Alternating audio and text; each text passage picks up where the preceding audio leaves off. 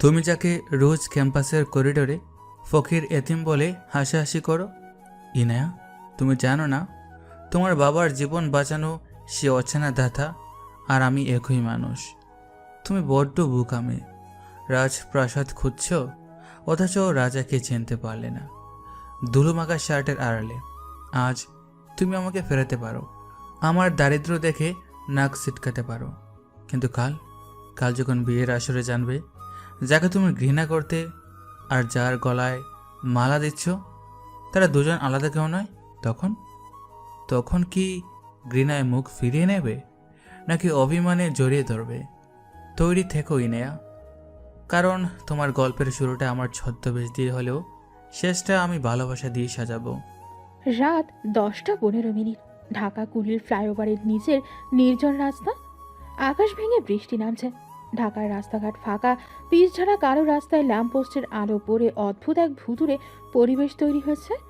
Kuril flyover থেকে নামার মুখে রাস্তার একপাশে কাত হয়ে পড়ে আছে একটি চকচকে লাল রঙের ওডি গাড়ি।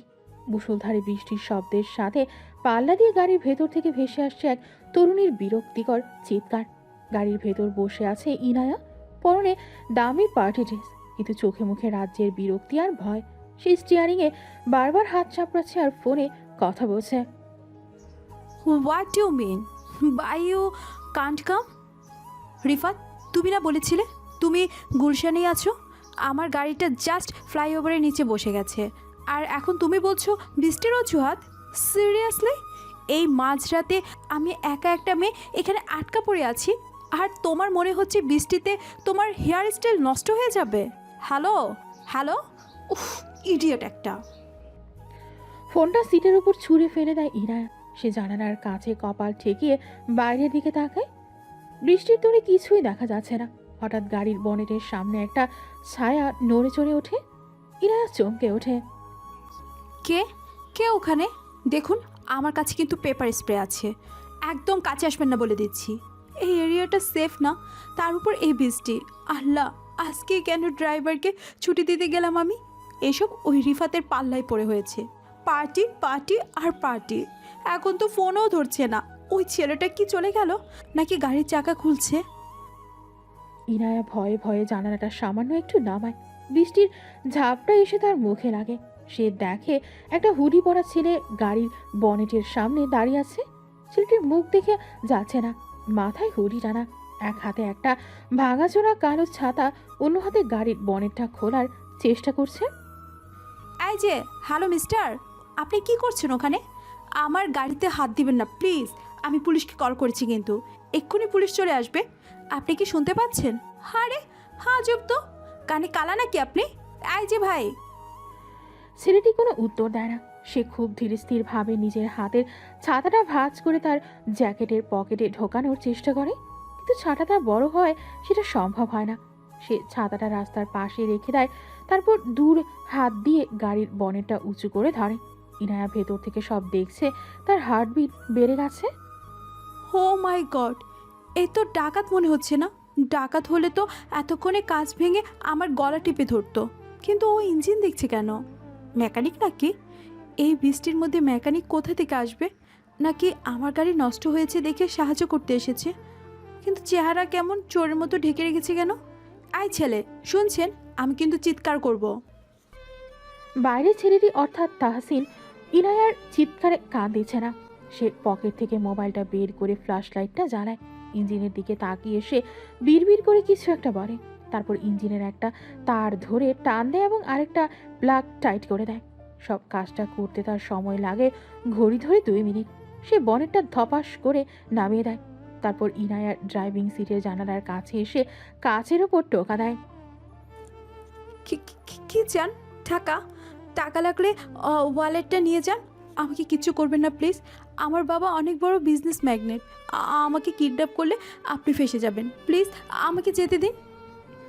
তাহসিন কোনো কথা বলে না। সে ইশারায় ইনায়াকে গাড়ি স্টার্ট দিতে বলে।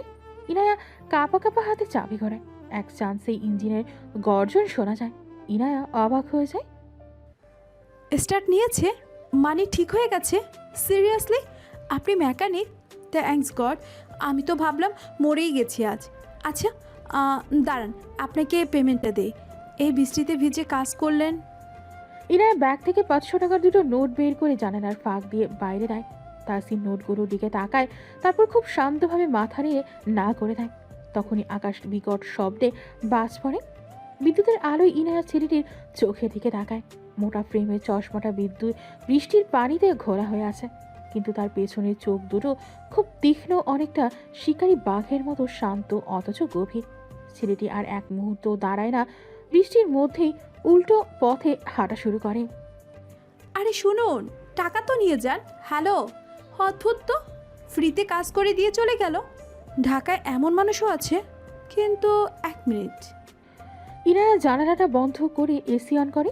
হঠাৎ সে গাড়ির ভেতরে একটা সুগন্ধ পায়, খুব হালকা কিন্তু তীব্র পৌরষদীপ্ত একটা গন্ধ। দামি কোরন বা পারফিউমের গন্ধ। এই স্মেলটা, এটা তো কোনো সাধারণ মেকানিকের গায়ের গন্ধ হতে পারে না। এটা তো টম ফুডের আউটউড পারফিউমের গন্ধ। আমার বাবার কালেকশানে আছে। ওই ছেলেটার গায়ে এত দামি পারফিউম কোথা থেকে এলো? নাকি আমার বোনের ভুল? হতে পারে বৃষ্টির পানিতে মাটি আর ওজোন লেয়ারের গন্ধ মিশে এমন মনে হচ্ছে। দূর, যা ইচ্ছে হোক, জান বেঁচেছে এইটাই অনেক। কাল রিফাতকে দেখে নেব। ইনায়া গাড়ি চালিয়ে দ্রুত বেগে চলে যায়। পেছনে বৃষ্টির মধ্যে দাঁড়িয়ে থাকা তাহসিন পকেট থেকে একটা দামি রুমাল বের করে চশমাটা মুছে। বোকামে, রেডিয়েটরের কেবল লুজ হলে গাড়ি গরম হবেই। বাবার টাকা ওড়াতে শিখেছ, কিন্তু গাড়ির বেসিক জানে না।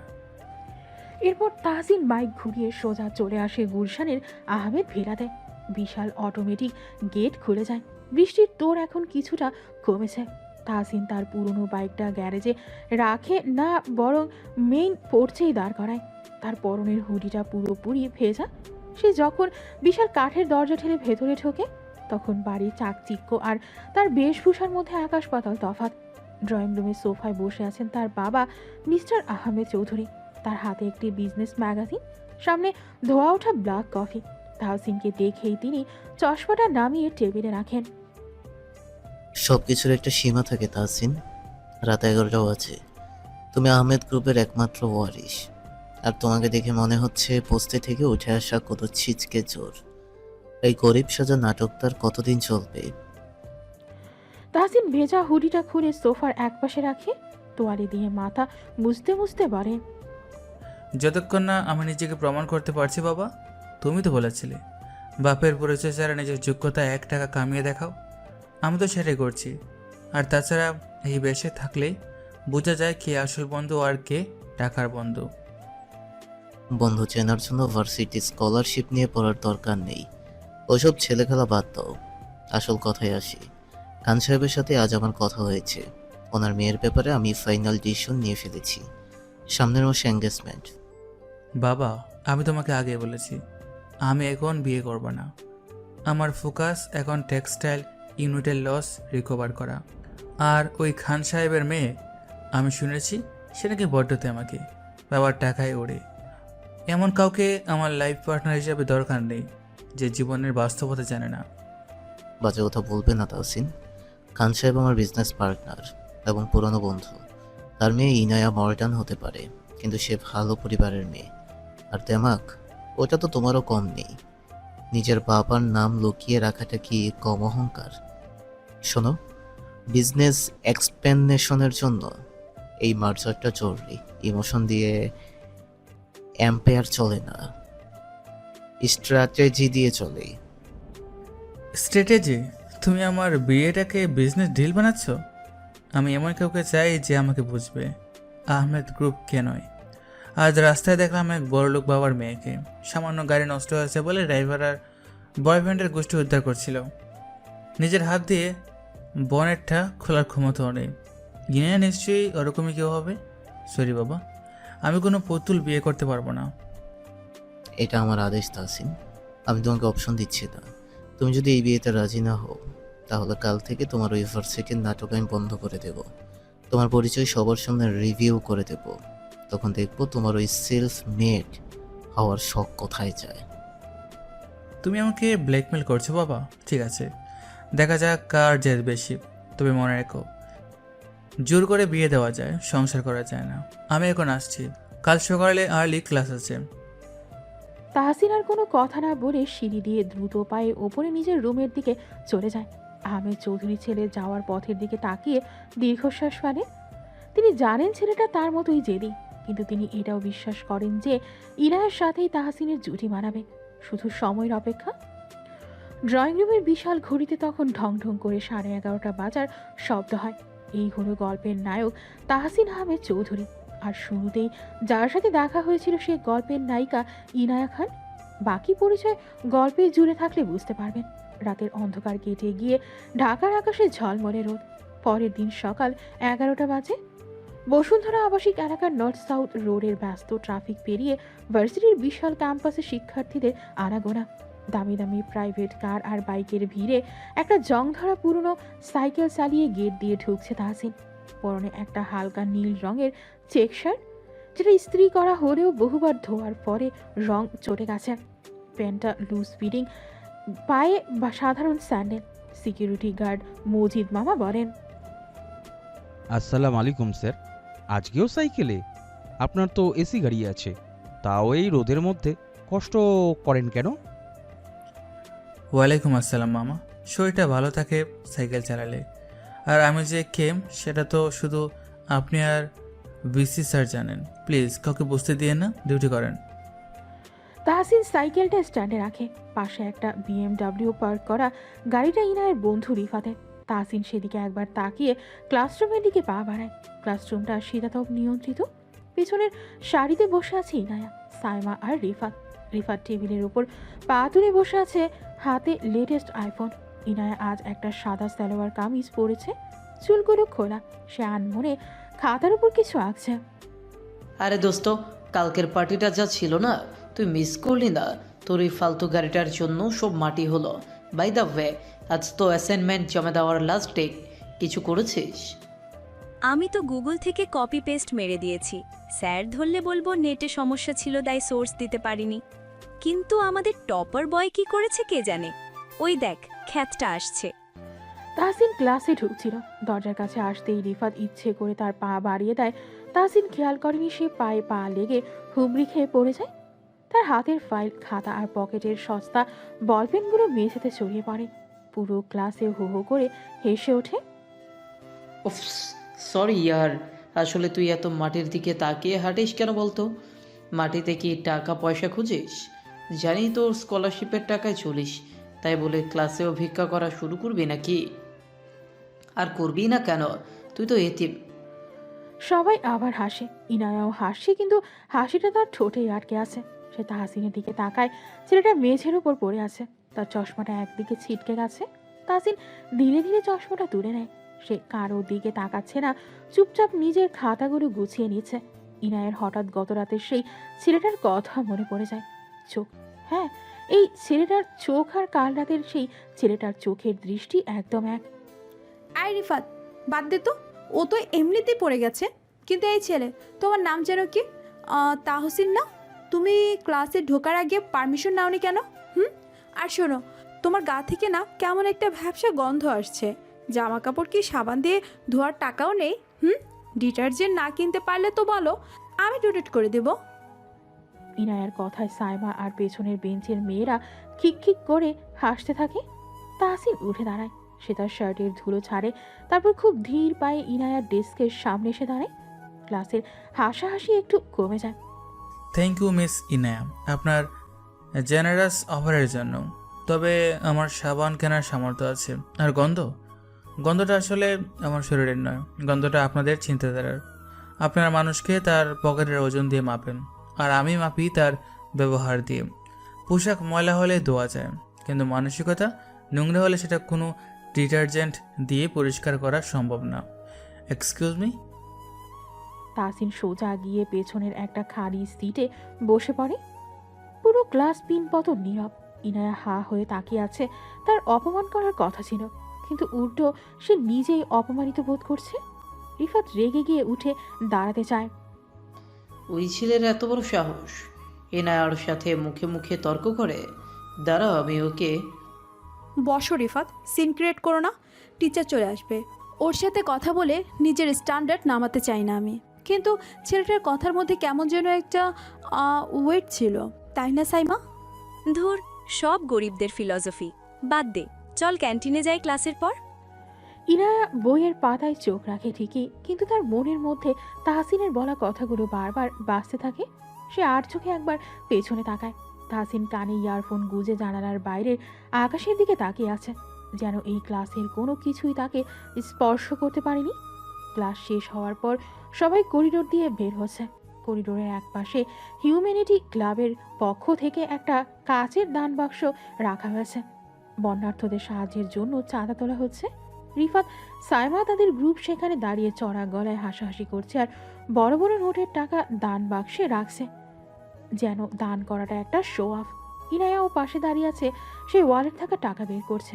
ভিড় টেলে তাহসিন সেখানে আসে। সে পকেট থেকে খুব সাবধানে ভাঁজ করা একটা 100 টাকার নোট বের করে বক্সে ফেলার জন্য হাত বাড়ায়।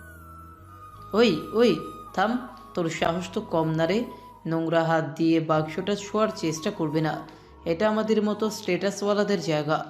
তুই এখানে কি করছিস? বন্যার্থদের জন্য সবাই এগিয়ে আসছে, আমি আমার সাধ্যমতো। সাধ্যমতো? আরে শোন সবাই, এই ছেলের নাকি সাধ্য আছে। যে ছেলে ভার্সিটির স্কলারশিপের দয়ায় আর ক্যান্টিনে বেঁচে যাওয়া খাবার খেয়ে বাঁচে, সে এসেছে দান করতে। তোর এই 100 টাকা দিয়ে তো এক প্যাকেট বিস্কুটও হবে না।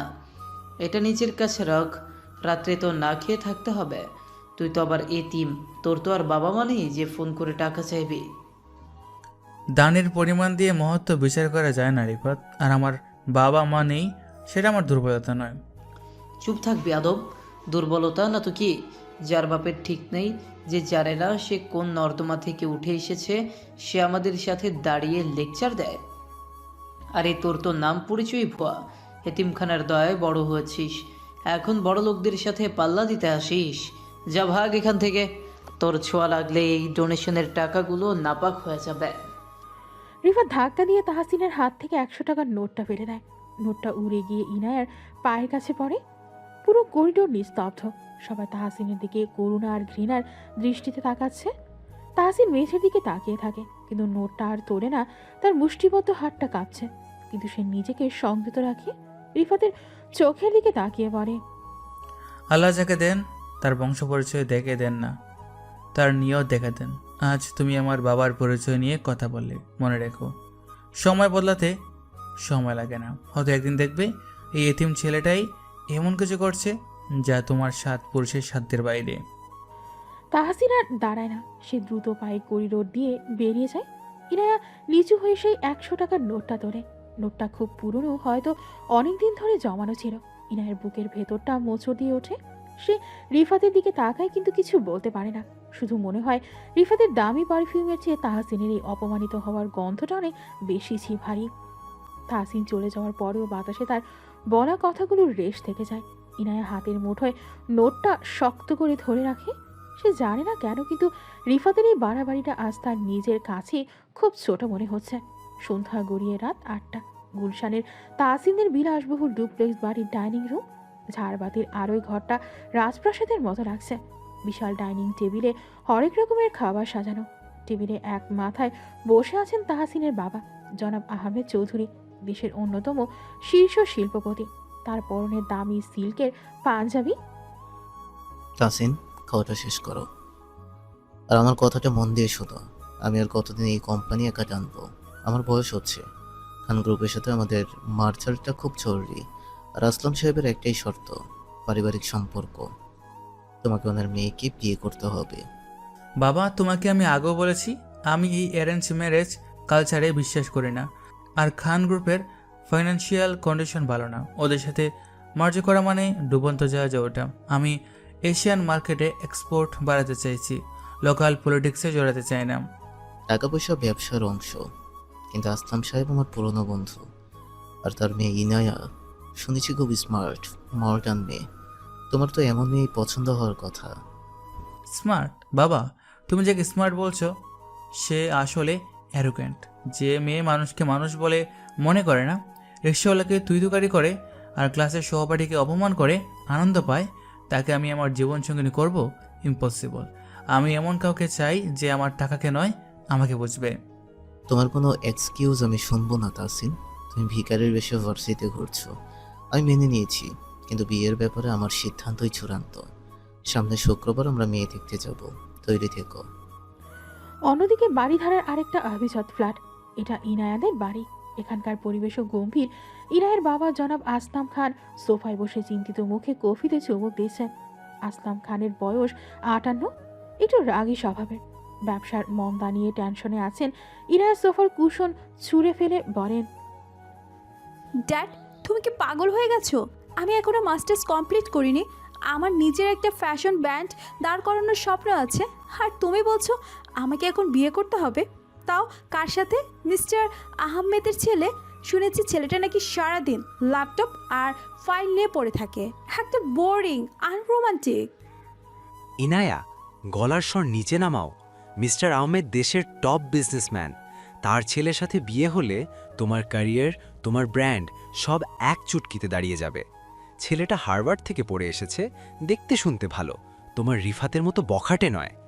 ওহ প্লিজ ড্যাড, রিফাত আমার জাস্ট ফ্রেন্ড। কিন্তু আমি ওই বিজনেস টাইকুনকে বিয়ে করব না। আমার লাইফে রোমান্স দরকার, ড্রামা দরকার। আমি এমন কাউকে চাই যে আমার চোখের দিকে তাকিয়ে আমার মনের কথা বুঝবে। ফাইলের দিকে তাকিয়ে থাকা কাউকে আমার সহ্য হবে না। আমার বিজনেসের অবস্থা ভালো না মা। এই ডিলটা না হলে আমরা রাস্তায় বসে যাব। প্লিজ অন্তত একবার ছেলেটাকে দেখ। বাবার জন্য এটুকু করতে পারবি না? দুই বাড়িতেই ঝগড়া তুঙ্গে ওঠে।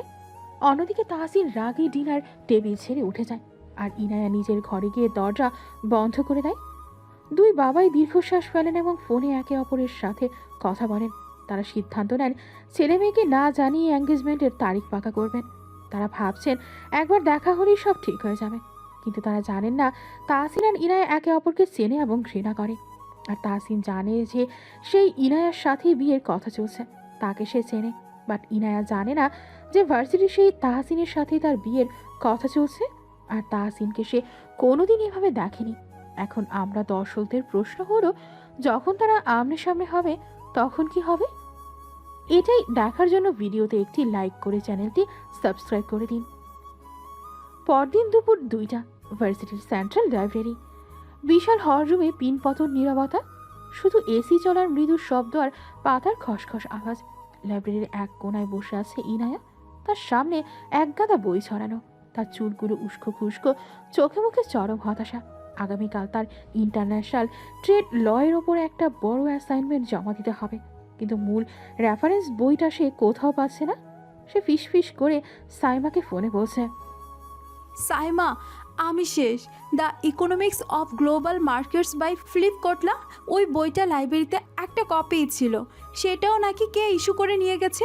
নীলক্ষেত আমাজন কোথাও স্টক নেই। ওই অ্যাসাইনমেন্ট ফেল করলে আমার জিপিএ ড্রপ করবে, আর তখন ড্যাড আমাকে জোর করে বিয়ে দিয়ে দিবে। কি করব এখন? সাইমা ওপাশ থেকে কিছু একটা বলে লাইন কেটে দেয়। ইনায়া হতাশ হয়ে টেবিলে মাথা নিচু করে বসে থাকে, কান্না পাচ্ছে তার। লাইব্রেরির ঠিক উল্টো দিকের সারিতে বেশ কয়েকটা সেলফের আড়ালে বসে আছে তাহসিন। তার সামনে ল্যাপটপ খোলা, সে কানে হেডফোন লাগিয়ে গান শোনার ভান করছে, কিন্তু আসলে সেই জুম মিটিংয়ে আছে তার বিয়ে আদনানের সাথে। আদনান, জাপানিজ ইনভেস্টরদের বলো আমাদের টেক্সটাইল ইউনিটের শেয়ার প্রাইস 10% বাড়বে। ওরা যদি রাজি না হয় ডিল ক্যান্সেল করো, আমি লস প্রজেক্টে সাইন করবো না। আর হ্যাঁ, আমার ডেস্কে একটা বই ছিল, the economics of global markets. ওটা কি তুমি বেরকে বয়ে দিয়েছিলে আজ? জি স্যার, আপনি তো বলেছিলেন ভার্সিটিতে ডোনেট করবেন, বইটা তো আপনার সাথে আছে। রাখলাম। তাহসিনের আর চোখে ইনায়ার দিকে তাকায়। মেয়েটাকে আজ খুব অসহায় লাগছে। কালকে সেই তেজ আজ নেই।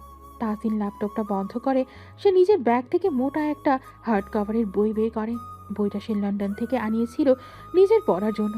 সে পকেট থেকে একটা স্টিকি নোট প্যাড বের করে এবং তাতে কিছু একটা প্রিন্ট করা লেখা স্টিকারে লাগিয়ে দেয়। ইনায়া হঠাৎ ওয়াশরুমে যাওয়ার জন্য ওঠে। সে চলে যেতেই তাহসিন দ্রুত পায়ে ইনায়ার টেবিলের কাছে আসে। আশেপাশে কেউ নেই। সে বইটা ইনায়ার ছড়ানো খাতাগুলোর ঠিক মাঝখানে রেখে দেয়। তারপর বিদ্যুৎ গতিতে আবার নিজের জায়গায় ফিরে গিয়ে ল্যাপটপে মন দেয়। উফ, এখন আর কেঁদে লাভ নেই, যা আছে তা নিয়ে। 1 মিনিট, এটা কি? ইনায়া টেবিলের উপর রাখা নীল মলাটের বইটার দিকে তাকায়। তার চোখ বড় বড় হয়ে যায়। এটা তো সেই বইটা। সে বইটা হাতে নেয়, একদম নতুন চকচকে। বইয়ের মলাটের উপর একটা হলুদি স্টিকি নোট লাগানো, তাতে টাইপ করা অক্ষরে লেখা, focus on your dream, not on the problem, solutions are closer than you think. এটা এটা কোথা থেকে এলো? আমি তো যাওয়ার সময় এটা এখানে ছিল না। কে রাখলো? সাইমা? না, ও তো চলে গেছে। রিফাত? ও তো লাইব্রেরির ধারে কাছেও আসে না। ইনায় এদিক ওদিক তাকায়। লাইব্রেরিতে তেমন কেউ নেই, শুধু কয়েক সারি দূরে সেই খ্যাত ছেলেটা তাহসিন বসে আছে। সে কানে হেডফোন লাগিয়ে মাথা দোলাচ্ছে আর ল্যাপটপে টাইপ করছে। ইনায়ের মনে একটা খটকা লাগে। ওই ছেলেটা কি রেখেছে?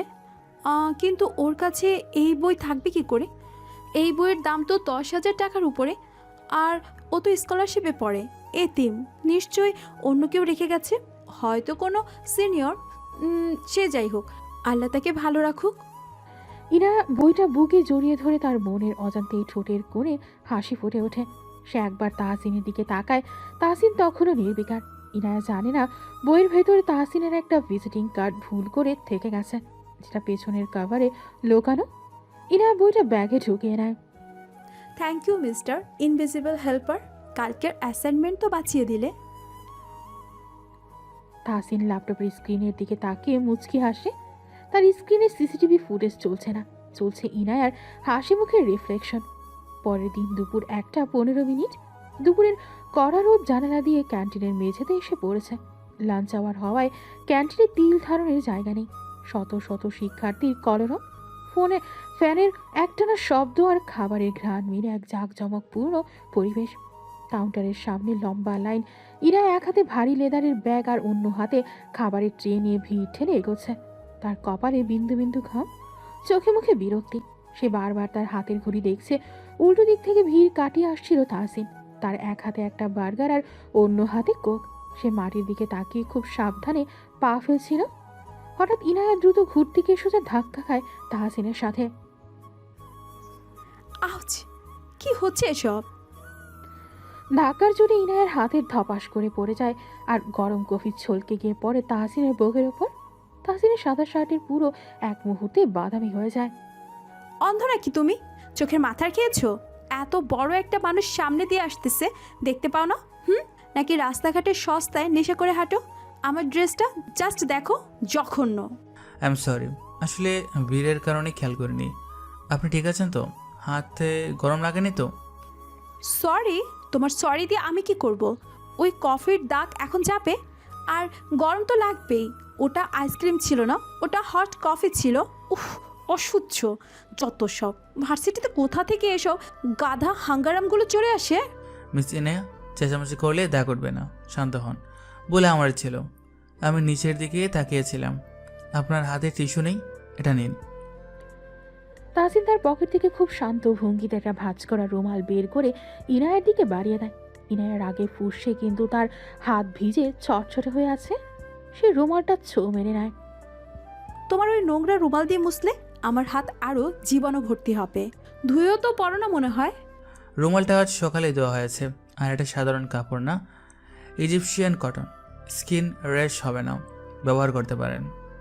হো, রিয়েলি? Egyptian cotton? ফুটপাত থেকে 20 টাকায় কিনে এখন আমাকে ব্র্যান্ড শেখাচ্ছ? চুপ থাকো তুমি। ইনায়ের রুমাল নিয়ে হাত মুছতে গিয়ে হঠাৎ থমকে যায়। রুমালটা সত্যিই খুব নরম আর এক কোণার সোনালি সুতো দিয়ে পেঁচিয়ে লেখা TA। ইনায়া ভ্রু কুচকে তাকায়। সাধারণ দর্জিরা এভাবে এমব্রয়ডারি করতে পারে না। সে তাহসিনের দিকে তাকায়। তাহসিন তখন তার নিজের শার্টের কফি মুছছে। ওয়েট, তুমি বা হাত দিয়ে মুছছো কেন? কেন? বা হাতে মুছলে কি দাগ ওঠে না? না মানে তুমি তুমি লেফটে। সেই দিন ক্লাসে তো ডান হাতে লিখলে দেখলাম। আমি দুই হাতেও লিখতে পারি, তবে জন্মগতভাবে আমি বাঁ হাতি। ছোটবেলায় মা জোর করে ডান হাতে লেখা শিখেছিলেন, কিন্তু বাকি সব কাজই বাঁ হাতে করি। কেন, কোনো সমস্যা? না, সমস্যা হবে কেন? আমিও মানে বাদ দাও। তোমার ওই রুমাল আমি পরে ফেরত দিয়ে দেব। এখন আমার সামনে থেকে সরো। তোমার ওই কফি মাখা শার্ট দেখে আমার বমি আসছে। ধন্যবাদ, রুমালটা ফেরত দেওয়ার দরকার নেই। ওটা আপনি রাখুন, হয়তো কখনো কান্না মুছতে কাজে লাগবে। হোয়াট? কান্না মুছতে? তুমি কি আমাকে অভিশাপ দিচ্ছ? না, বাস্তবতা মনে করিয়ে দিচ্ছি, জীবনটা সবসময় এই এসি ক্যান্টিনের মতো আরামদায়ক হয় না মিস ইনায়া। তাহসিন আর কোনো কথা না বাড়িয়ে তার বার্গারটা নিয়ে পেছনের একটা খালি টেবিলের দিকে চলে যায়। ইনায়া অবাক হয়ে দাঁড়িয়ে থাকে। ছেলেটার কথার মধ্যে এমন একটা ধার আছে যা ইনায়াকে প্রতিবার চুপ করিয়ে দেয়। সাইমা দূর থেকে হাত নেড়ে বলে, ইনায়া, এই এনায়া, আরে তুই ওখানে মূর্তির মতো দাঁড়িয়ে আছিস কেন? আয়, আমাদের সিট রাখা আছে। ইনায়া তার বন্ধুদের টেবিলে গিয়ে বসে, কিন্তু তার মন পড়ে থাকে 2 টেবিল পেছনে, যেখানে তাহসিন একা বসে আছে। ইনায়া অন্যমনস্কভাবে নিজের বার্গারটা খোলে। তোর কি হয়েছে বলতো? ওই ফকিরনির বাচ্চার সাথে কি কথা বলছিলি? ও তোকে কিছু বলেছে? বললে বল, রিফাতকে দিয়ে পিটিয়ে লাল করে দেব। আস্তে কথা বল সাইমা, ও কিচ্ছু বলেনি, ধাক্কা লেগেছিল তাই। আচ্ছা শোন, তুই কি খেয়াল করেছিস ও যে লেফটি? কে? ওই তেহসিন? লেফটি হলে আমাদের কি? তুই বার্গার খাতো, ঠান্ডা হয়ে যাচ্ছে। খাচ্ছি তো। উফ, এরা বার্গারে আবার শশা দিয়েছে। কতবার বললাম শশা ছাড়া দিতে, গরম শশা মুখে পড়লে আমার গা গুলায়। ইনায়া খুব বিরক্তির সাথে বার্গারের ওপরের রুটিটা সরায়, তারপর বাঁ হাতের আঙ্গুল দিয়ে খুব নিপুণভাবে শশার স্লাইসগুলো একটা একটা করে তুলে টিস্যুর উপর রাখতে থাকে। সেই শশাগুলো তোলার পর একটু ঝাড়া দিয়ে তাতে মেয়োনিজ না লেগে থাকে। তুই আর তোর এই শশা বাছাবাছি 2 মিনিট তো ওখানেই নষ্ট করিস। গিলতে পারিস না? না, পারি না, শশার গন্ধটা জাস্ট বিচ্ছিরি। ইনায়া হঠাৎ ঘাড় ঘুরিয়ে পেছনের টেবিলের দিকে তাকায়, তার চোখ কপালে ওঠার জোগাড় হয়। তাহসিনও ঠিক এই মুহূর্তে তার বার্গারটা খুলেছে এবং সেও বা হাত বরাবর বারবার করে বার্গারের ভেতর থেকে শশার টুকরোগুলো খুঁটে খুঁটে বের করছে। তাহসিনের ভঙ্গিটা হুবহু ইনায়ার মতো, বিরক্তি নিয়ে শশাটা ধরা, একটু ঝাড়া দেওয়া, তারপর টিস্যুর এক কোণায় সাজিয়ে রাখা। Saima, just look at him, don't shout, just look. কি দেখব? ওমা, ওই খ্যাতটাও শশা বেছে ফেলছে। ইনায়া, ও তো তোকে কপি করছে রে, শিওর তোকে ইমপ্রেস করার জন্য। কিভাবে কপি করবে? ও তো আমাকে দেখছেই না, ও উল্টো দিকে ফিরে বসে আছে। সাইমা, এটা কাকতালীয় হতে পারে না। ও লেফটে, ও শশা খায় না। ওর খাওয়ার স্টাইল দেখ, কেমন যেন পরিচিত লাগছে। তুই বেশি ভাবছিস, গরিব মানুষ, হয়তো শশা পচা ছিল তাই ফেলছে। তুই খা তো। ইনায়া বার্গারে কামড় দেয়, কিন্তু তার চোখ বারবার তাহসিনের দিকে যায়। ছেলেটা খুব ভদ্রভাবে খাচ্ছে, তার বসার ভঙ্গি, টিস্যু ব্যবহারের কায়দা, সবকিছুতে একটা আভিজাত আছে যা তার সস্তা পোশাকের সাথে মানায় না। ইনার মনে হচ্ছে সে কোনো একটা ধাঁধার সামনে দাঁড়িয়ে আছে। হঠাৎ ক্যান্টিনের দরজায় হট্টগোল শোনা যায়। রিফাত তার দলবল নিয়ে ঢুকছে, তার চোখে মুখে শয়তানি হাসি। সে এদিক ওদিক তাকিয়ে সোজা তাহসিনের টেবিলের দিকে যায়। আরে বাহ, টপার সাহেব দেখি আজ রাজভোজ খাচ্ছে। 150 টাকার বার্গার। বাপের হোটেলে তো মনে হয় পান্তা ভাত জুটতো না, আজ স্কলারশিপের টাকা মেরে ফুর্তি হচ্ছে। তাহসিন খাওয়া থামিয়ে দেয়। সে খুব ধীর স্থিরভাবে টিস্যু দিয়ে মুখ মোছে। সে রিফাতের দিকে তাকায় না, নিজের পানির বোতলের ছিপি খুলতে থাকে। রিফাত সাহেব, খাওয়ার সময় অন্তত মানুষকে শান্তিতে থাকতে দিন, এটা ভদ্র সমাজে বেয়াদবি হিসেবে গণ্য হয়। ভদ্র সমাজ? তুই আমাকে ভদ্রতা শেখাবি? বস্তির ছেলে, এই টেবিলটা আমাদের, ওঠ এখান থেকে। রিফাত সজোরে তাহসিনের টেবিলে লাথি মারে। তাহসিনের কোকের বোতলটা উল্টে গিয়ে তার পেটে পড়ে। ক্যান্টিনের সবাই খাওয়া বন্ধ করে তাকায়। পিনপতন নীরবতা। ইনায়া নিজের টেবিল থেকে দাঁড়িয়ে বলে, রিফাত, আর ইউ ম্যাড? কি করছিস তুই? তুই চুপ থাক বেবি, এদের ঘাড়ে ধরে না শেখালে এরা নিজেদের অকাত ভুলে যায়। তাহসিন উঠে দাঁড়ায়, তার প্যান্ট ভিজে গেছে। সে রিফাতের চোখের দিকে তাকায়, তার চশমাটা আড়ালে চোখগুলো জ্বলে ওঠে, কিন্তু সে নিজেকে সংযত রাখে। সে জানে একটা ফোন করলে এই রিফাতকে 5 মিনিটে ভার্সিটি থেকে বের করে দেওয়া সম্ভব, কিন্তু সে তা করবে না। ক্ষমতা আর টাকা মানুষকে অন্ধ করে দেয় রিফাত। আজ তুমি আমার খাবার নষ্ট করলে, হয়তো কাল আল্লাহ তোমার রিজিকে টান দেবেন, সাবধানে দেখো। কি বললি তুই? আমাকে জ্ঞান দিচ্ছিস? রিফাত তাহসিনের কলার ধরতে যাবে, তাহসিন খুব হালকাভাবে রিফাতের হাতটা সরিয়ে দেয়। তার হাতের চাপে রিফাত ব্যথা পেয়ে পিছিয়ে যায়। তাহসিন কারো দিকে না তাকিয়ে ক্যান্টিন থেকে বেরিয়ে যায়। যাওয়ার সময় সে একবার ইনায়ের দিকে তাকায়। সেই দৃষ্টিতে অভিযোগ নেই, আছে এক গভীর শূন্যতা। রিফাত, তুই একটা জানোয়ার। ছেলেটা তোকে কিছু করেনি, কেন সিন ক্রিয়েট করলি? তুই ওর জন্য দরদ দেখাচ্ছিস কেন? ও তো একটা এতিম ফকিন্নির পোলা, বাদ দে তো। এতিম হতে পারে, কিন্তু ওর ব্যবহার তোর চেয়ে 1000 গুণ ভালো। I hate this. ইনায়া নিজের ব্যাগ নিয়ে ক্যান্টিন থেকে বেরিয়ে যায়। তার হাতে তখনও তাহসিনের দেওয়া সেই রুমালটা ধরা। রুমালটা থেকে হালকা দামি পারফিউমের গন্ধ আসছে।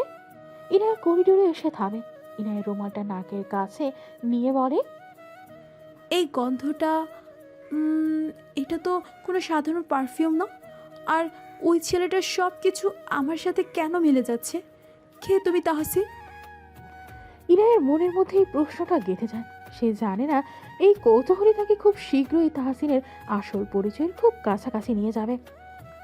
বিকেল 5:15 গাবতলী টু উত্তরা রুট। বিকেলের কড়া রোদ পশ্চিম আকাশে হেলে পড়লেও ঢাকার বাতাসের উত্তাপ কমেনি। ফার্মগেট এলাকায় অফিস ফেরত মানুষের ঢল নেমেছে। ধুলো, হর্নের শব্দ আর ঘামে ভেজা মানুষের ভিড়ে দমবন্ধ করা পরিবেশ। ইনায়া আজ বিপদে পড়েছে। তার গাড়ি গ্যারেজে, উবার বা পাঠাও কিছুই পাওয়া যাচ্ছে না। বাধ্য হয়ে সে লাইনে দাঁড়িয়ে একটা লোকাল বাসে ওঠার চেষ্টা করছে। বাসের ভেতরে তিল ধারণের জায়গা নেই।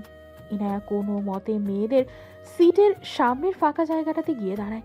তার চারপাশে প্রচণ্ড ভিড়। উফ আল্লাহ, আমি আর জীবনও ড্রাইভারকে ছুটি দিব না। কি জঘন্য গন্ধ! আর মানুষগুলো এমনভাবে তাকাচ্ছে যেন চিড়িয়াখানার প্রাণী দেখছে। এই ভিড়ে আমি নামবো কিভাবে? ওই লোকটা কেমন করে তাকাচ্ছে, গা গুলি আসছে আমার। বাস চলতে শুরু করেছে। প্রচণ্ড ঝাঁকুনি।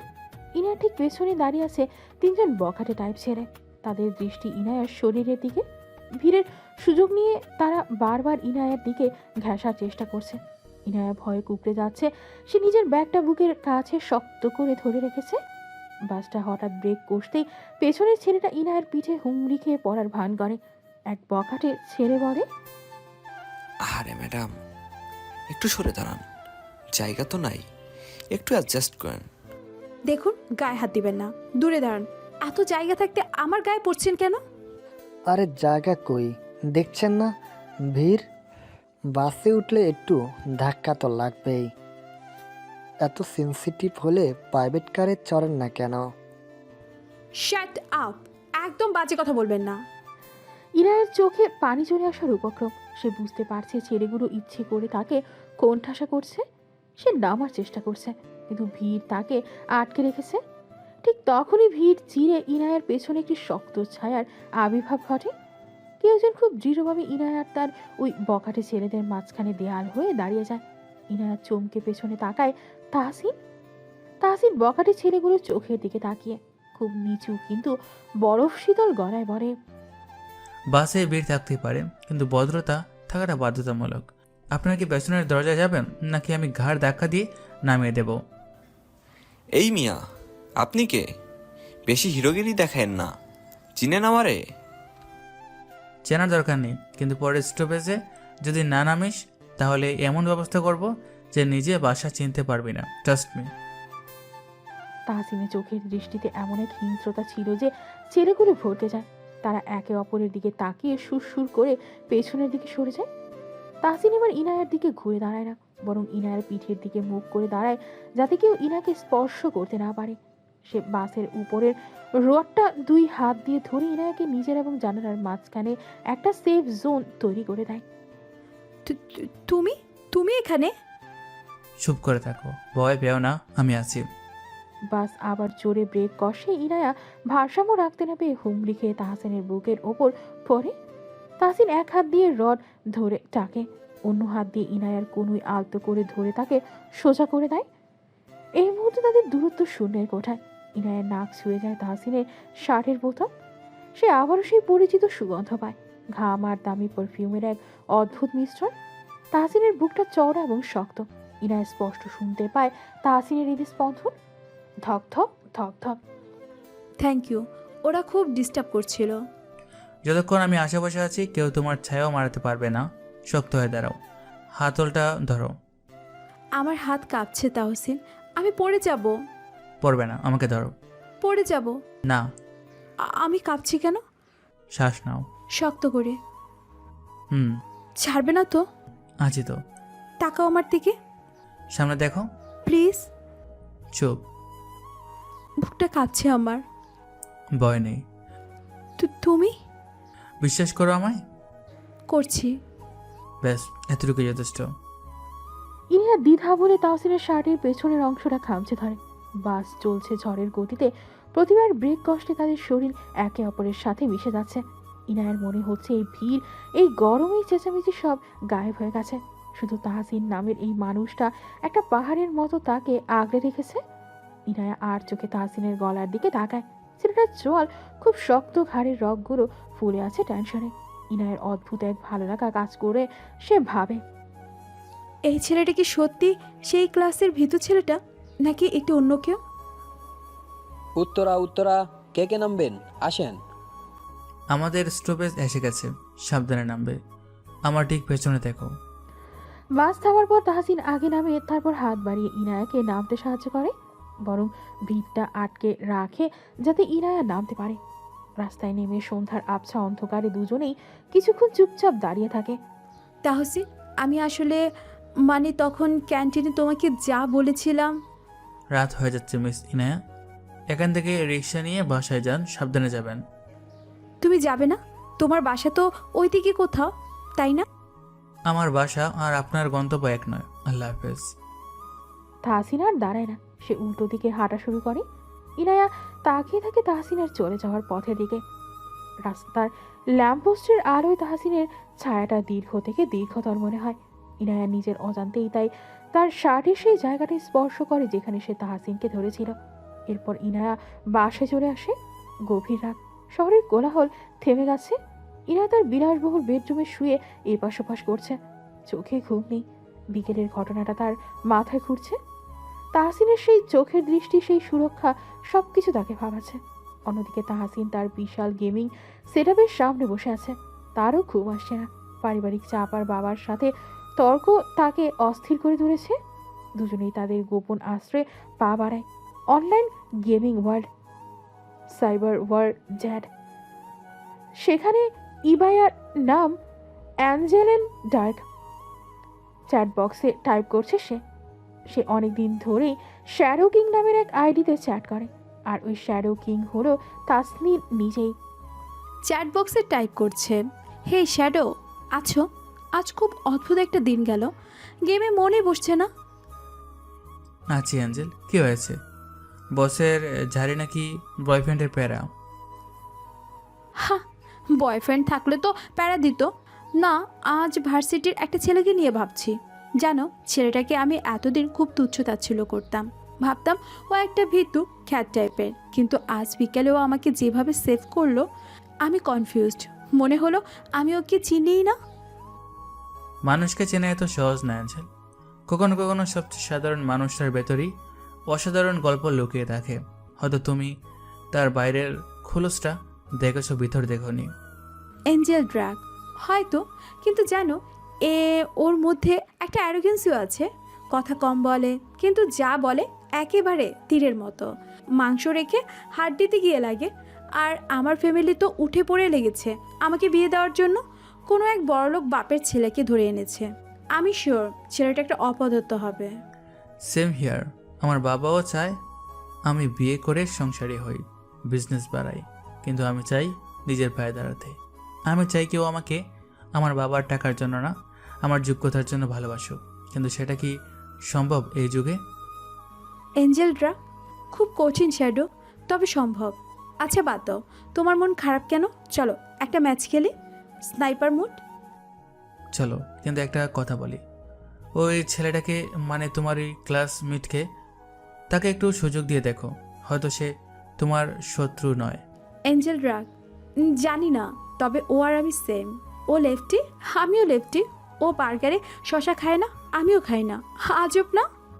বাহ, তাহলে তো হেলমেট ক্যান্ডিডেট। সাবধানে দেখো, গেমে আসো, আমি কভার দিচ্ছি।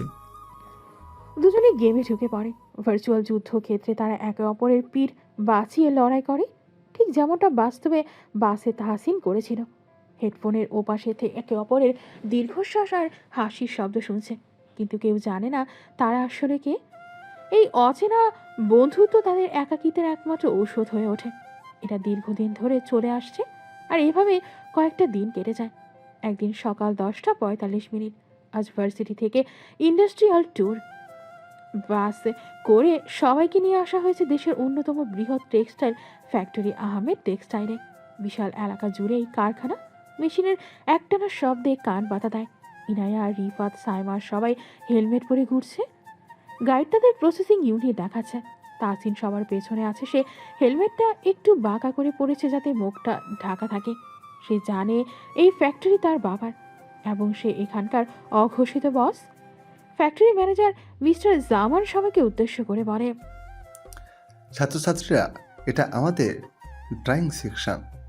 এখানে জার্মানি থেকে ইম্পোর্ট করা অটোমেটিক কালার মিক্সিং মেশিন আছে, কিন্তু দুঃখিত, মেশিনটা আজ সকাল থেকে একটু ঝামেলা করছে, তাই ডেমো দেখাতে পারছি না। ধুর, এত বড় কোম্পানি আর মেশিন নষ্ট, ফালতু ট্যুর। রিফাত চুপ থাক, টেকনিক্যাল ফল্ট হতেই পারে। এক্সকিউজ মি স্যার, ইঞ্জিনিয়াররা কি দেখছে না? জি ম্যাম, আমাদের চিফ ইঞ্জিনিয়ার দেখছেন, কিন্তু প্রবলেমটা সফটওয়্যার মনে হচ্ছে। সবাই যখন অন্যদিকে ব্যস্ত, তাহসিন ভিড় থেকে সরে মেশিনের কন্ট্রোল প্যানেলের দিকে যায়, যেখানে চিফ ইঞ্জিনিয়ার এবং একজন ফরেন কনসালটেন্ট ঘামছে। তাহসিন তাদের কাছে গিয়ে দাঁড়ায়। ইঞ্জিনিয়ার তাকে দেখে চিনতে পারে, কারণ তাহসিন মাঝে মাঝে এখানে আসে সিক্রেট ইন্সপেকশনে। তিনি চমকে উঠে বলে, স্যার আপনি এখানে? আসসালামু আলাইকুম স্যার, আপনি ছাত্র সেজে? তাহসিন চোখে ইশারা করে চুপ থাকতে পারে, তারপর ইংরেজিতে ফিস ফিস করে বলে, what is going on here? Production 2 ঘন্টা ধরে বন্ধ কেন? আমি কি বলেছিলাম না গত মাসে ফার্মওয়্যার আপডেট করতে? আপনারা কি কোম্পানির টাকা জলে ফেলছেন? Sir, actually the pressure valve sensor is mismatching. Bullshit. বাল ঠিক আছে, কোডিংয়ে এরর আছে, প্যানেলটা সরান, আমি ঠিক করে দিচ্ছি। তাহসিন দ্রুত হাতে কন্ট্রোল প্যানেলের কিবোর্ডে টাইপ করতে শুরু করে। তার আঙুলগুলো পিয়ানোর মতো চলছে। তার বডি ল্যাঙ্গুয়েজ এখন আর সেই নাজুক ছাত্রের মতো নয়, পুরোপুরি একজন দক্ষ কমান্ডারের মতো। সে ইঞ্জিনিয়ারকে ধমক দিচ্ছে, নির্দেশ দিচ্ছে। ইনায় ওয়াশরুম থেকে ফেরার পথে দল ছুট হয়ে গিয়েছিল। সে শর্টকাট দিয়ে মেন ইউনিটে আসতে গিয়ে হঠাৎ থমকে দাঁড়ায়। মেশিনের আড়ালে দাঁড়িয়ে সে তাহসিনকে দেখতে পায়। তাহসিন ইঞ্জিনিয়ারদের উপর ঝুঁকে কিছু বলছে, মনে মনে বলে, ওই ছেলেটা ওখানে কি করছে? আর ওই বড় বড় অফিসাররা ওকে ঘিরে দাঁড়িয়ে আছে কেন? মনে হচ্ছে ওই ওদের ইনস্ট্রাকশন দিচ্ছে। ডান, রেস্টার্ট দেন। আর শুনুন, নেক্সট টাইম যদি মেনটেন্যান্সে গাফিলতি দেখি, আমি সোজা বাবার কাছে রিপোর্ট করব। Is that clear? Yes sir, sorry sir. Machine চালু হয়ে যায়। বিকট শব্দে চাকা ঘুরতে শুরু করে। তাসিন স্বস্তির নিঃশ্বাস ফেলে। ঠিক তখনই সে আর চোখে দেখতে পায় দূরে পিলারের আড়ালের ইনায়ার ড্রেসের কোনা। তাসিন মুহূর্তের মধ্যে তার ভঙ্গি বদলে ফেলে। সে কাঁধ ঝুঁকিয়ে আবার সেই জড়সড় ভঙ্গিতে পকেটে হাত ঢুকিয়ে দাঁড়ায়। ইঞ্জিনিয়ারকে ইশারায় চলে যেতে বলে। ইনায়া এগিয়ে আসে। তাহসিন, তুমি এখানে কি করছো? আর ওই লোকগুলো তোমাকে স্যার বলছিল কেন? আমি স্পষ্ট শুনেছি। আমি না না মিস ইনায়া, আপনি ভুল শুনছেন। আমি আসলে জিজ্ঞেস করছিলাম ওয়াশরুমটা কোন দিকে। ওরা আমাকে স্যার বলেনি, বলেছে সরো, মানে সরে দাঁড়াতে বলছে। মেশিনে কাজ চলছে তো তাই। মিথ্যা কথা। আমি দেখলাম তুমি কম্পিউটার কাজ করছিলে। তুমি কি হ্যাকিং জানো? নাকি তুমি এখানে পার্ট টাইম জব করো? হ্যাঁ, মানে মাঝে মাঝে আমি ছোটোখাটো রিপেয়ারিং করি পকেটে টাকা বাঁচানোর জন্য। গরিব মানুষ তো বুঝতে পারছেন। প্লিজ কাউকে বলবেন না, ভার্সিটিতে জানলে আমার স্কলারশিপ বাতিল হয়ে যেতে পারে। রিপেয়ারিং করো? কিন্তু তোমার দাঁড়ানোর ভঙ্গি, তোমার কথা বলার টোন, ওটা কোনো মেকানিকদের মতো ছিল না তাহসিন। ওটা বসের মতো ছিল। তুমি কিছু একটা লুকাচ্ছ। মানুষের দেখার ভুল হয় মিস ইনায়া।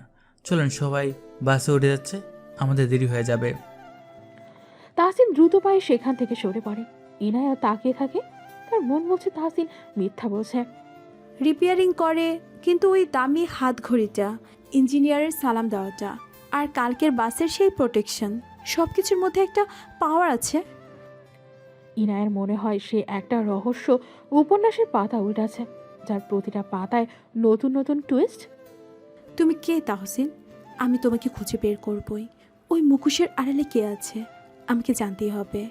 ফ্যাক্টরি ভিজিট শেষ হওয়ার পর ভার্সিটির বাসগুলো সোজা চলে এসেছে ভাওয়াল ন্যাশনাল পার্কের দিকে। ছাত্রছাত্রীরা ছোট ছোট দলে ভাগ হয়ে ঘুরছে, কেউ ছবি তুলছে, কেউ গিটার বাজাচ্ছে, কেউ ইনায়ার মন কোথাও নেই।